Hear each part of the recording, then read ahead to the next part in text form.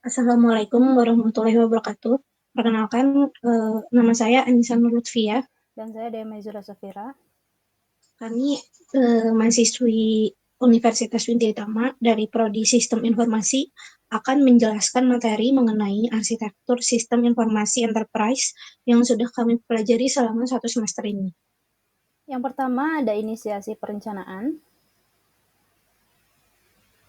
Di inisiasi perencanaan ini ada memilih suatu metodologi perencanaan, yaitu langkah-langkahnya analisa bisnis yang berjalan sekarang, lalu mencari problem yang ada, lalu masuk ke tahap perencanaan, lalu interview ke user, lalu pengerjaan aplikasinya, lalu tahap penyelesaian, tahap selanjutnya ada penerapan teknologi aplikasi baru, lalu ada maintenance.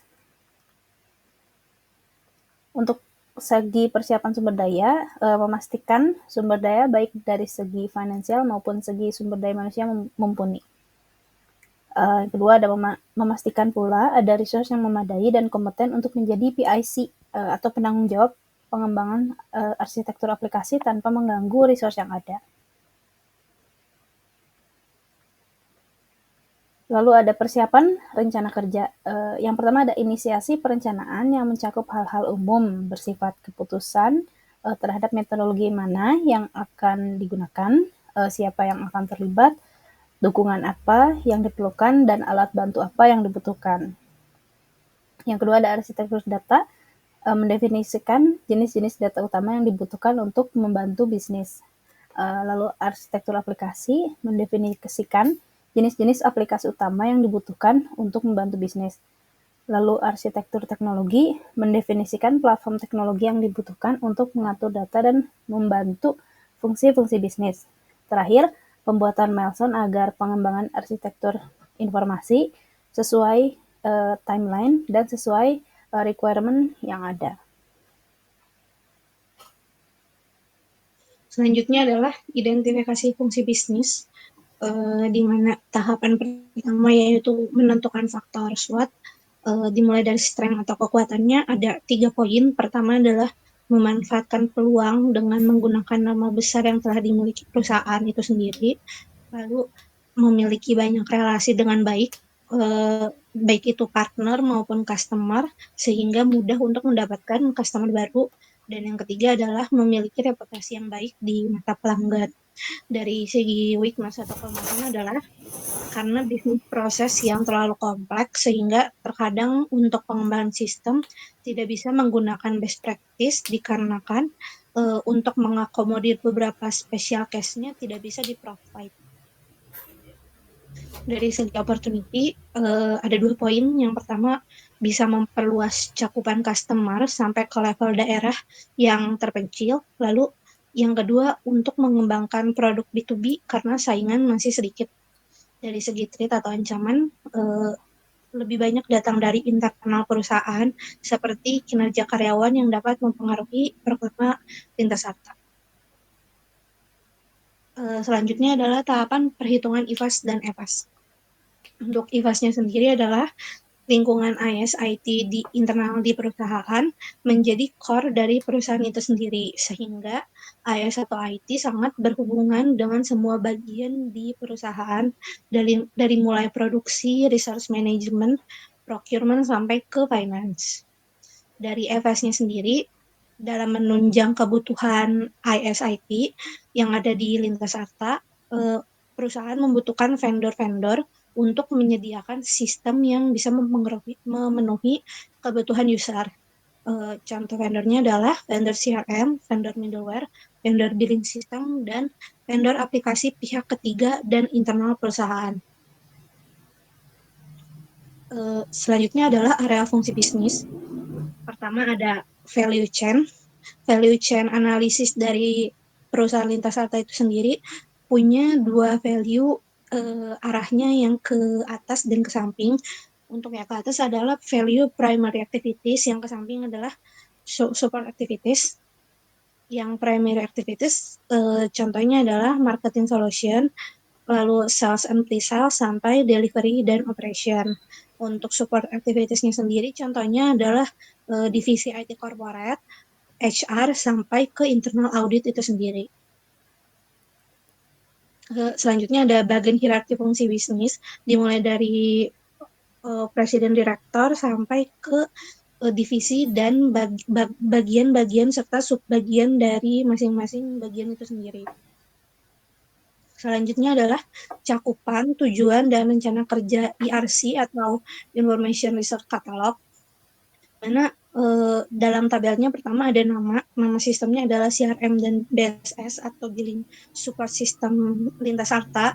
Untuk deskripsinya adalah sistem yang berfungsi sebagai pengelolaan data transaksional perusahaan mulai dari tahap opti sampai tahap closing GL oleh finance. Untuk usernya sendiri sama seperti yang disebutkan di deskripsi, yaitu ada tim sales, marketing, sampai ke customer care itu sendiri. Untuk proses bisnisnya, CRM dan BSS itu akan mencakup kegiatan transaksional secara end-to-end, dimulai dari penginputan data di awal atau opti sampai proses payment oleh tim finance. Untuk jenis penggunaannya sendiri itu berbasis online, menggunakan website, dan bisa juga platformnya mobile. Dari tahun implementasinya itu belum lama diimplement, yaitu baru sekitar tahun 2020. Untuk basis teknologinya itu adalah ABAP atau Advanced Business Application Programming. Selanjutnya ada rancangan arsitektur data yang ada di aplikasi nantinya. Entitas data yang akan terlibat yaitu ada entitas pelanggan, entitas perusahaan, entitas transaksi, dan juga entitas karyawan. Hubungan entitas dengan fungsi bisnis. Yang pertama, entitas pelanggan, yaitu menjadi kunci dari proses bisnis perusahaan. Yang kedua, entitas perusahaan itu akan memperoleh laba dari proses bisnis yang terjadi. Lalu entitas transaksi itu menjadi database untuk segala perjanjian bisnis dan transaksi yang terjadi di dalam perusahaan. Lalu yang terakhir, entitas karyawan itu menjadi penghubung antara perusahaan dengan pelanggan dan memastikan fungsi bisnis berjalan lancar. Lalu ada rancangan arsitektur aplikasi. Ada hubungan aplikasi dengan fungsi bisnis. Aplikasi yang pertama itu ERP Uridu. Jadi berkaitan dengan fungsi bisnis di bagian procurement, finance, dan HR atau human resource. Dikarenakan ERP sendiri menampung jalannya proses dari mulai bagaimana pengadaan barang di suatu perusahaan sampai ke proses submit AR dan AP. Lalu yang kedua ada CRM Salesforce. Itu berkaitan dengan bagian sales, marketing, customer care, dan juga pelanggan.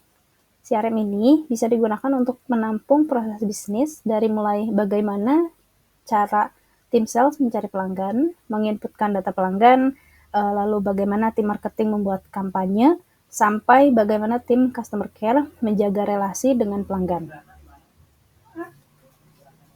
Lalu analisis dampak sistem pada arsitektur saat ini. Jadi jika arsitektur atau aplikasi yang ada itu diimplementasi, itu yang pertama dampaknya akan rencana research aplikasi baru yang akan memakan waktu, lalu perlunya pengembangan cukup lama yang memakan waktu sampai 1 tahun atau bahkan lebih, dan dana yang terlibat bahkan bisa sampai ratusan juta. Lalu penyesuaian user dengan aplikasi baru. Tentu aplikasi baru ini akan berbeda dari segi UI UX-nya, jadi pasti akan ada penyesuaian user yang menggunakan aplikasi. Selanjutnya adalah rancangan arsitektur teknologi, di mana kita menentukan platform teknologinya. Dari sisi hardware ada beberapa poin, yaitu pertama, komputer harus memiliki standar minimal prosesor 2,4 dengan i5 core. Lalu spesifikasi minimal memori harus 3 GB. Lalu perangkat komputer harus memiliki koneksi jaringan. Dan terakhir adalah perangkat mudah didapatkan dan mudah menemukan service center apabila ada kerusakan. Dari segi jaringan komputer, jaringannya tersebut harus mudah dikelola menggunakan kabel UTP dan wireless. Lalu topologi yang digunakan menggunakan topologi star. Lalu desain jaringannya harus memungkinkan untuk penambahan titik komputer. Dari segi sistem operasi ada 3 poin, yaitu sistem operasi harus mendukung perangkat lunak yang dikembangkan. Selain itu, sistem operasi juga harus biasa menggunakan open source yang mendukung terhadap aplikasi. Yang terakhir adalah keamanan sistem operasi harus mudah di-upgrade apabila ada kerusakan pada sistem operasi itu sendiri. Terakhir adalah manajemen data, di mana database-nya harus terpusat agar terintegrasi dengan baik. Lalu database harus mudah di-backup secara remote. Selanjutnya yaitu keamanan data harus terjaga dan memiliki interface sendiri. Lalu open source untuk menghemat biaya seperti database MySQL. Selanjutnya ada rencana implementasi. Jadi urutan pengembangan implementasi yang ada adalah yang pertama research the problem, yang kedua perencanaan aplikasi, lalu pembuatan arsitektur aplikasi, pembuatan aplikasinya, lalu setelah selesai akan ada testing aplikasi untuk meminimalisir bug, serta ada setelahnya itu maintenance. Lalu ada faktor-faktor sukses implementasi aplikasi, yaitu perencanaan yang matang, pengembangan sistem informasi tidak bisa dilakukan secara mendadak. Jadi harus benar-benar ada perencanaan yang matang, pembuatan timeline, juga requirement-nya apa aja. Lalu menentukan tim yang akan mengembangkan aplikasi, baik tim internal atau in-house maupun tim eksternal atau vendor. Ya, selanjutnya ada kapasitas penggunaan aplikasi, lalu ada sistem keamanan yang baik. Lalu yang terakhir ada uji coba sistem yang akan meminimalisir bug. Sekian presentasi dari kami. Terima kasih bagi yang sudah menonton. Mohon maaf apabila banyak kekurangan. Wassalamualaikum warahmatullahi wabarakatuh.